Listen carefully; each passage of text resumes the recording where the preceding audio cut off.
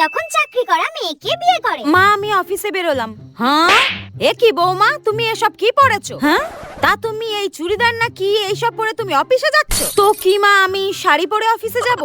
শোনো বৌমা, এই অফিসে না কোথায় যাচ্ছ এটার জন্য অনুমতি দিয়েছি মানে এই নয় তুমি যা ইচ্ছা তাই পরে সেখানে যাবে। নতুন বিয়ে হয়েছে তো নাকি? মা নতুন বিয়ে হয়েছে তো কি হয়েছে? আর তাছাড়া আপনার ছেলেকে তো আমি বলেইছিলাম বিয়ের আগে যে আমি বিয়ের পর সমস্ত ধরনের ড্রেস পরবো, আর তাতে তো আপনার ছেলে বারণও করেন। হ্যাঁ ইভেন আমাকে বলেছিল আপনিও কোনো বাধা দেবেন না, তো এখন এত কথা হচ্ছে কেন? শোনো বৌমা, অফিসে যাওয়ার জন্য অনুমতি দিয়েছিলাম, অন্য কোথাও না। অফিসে গেলে তো টাকা আসবে তার জন্য।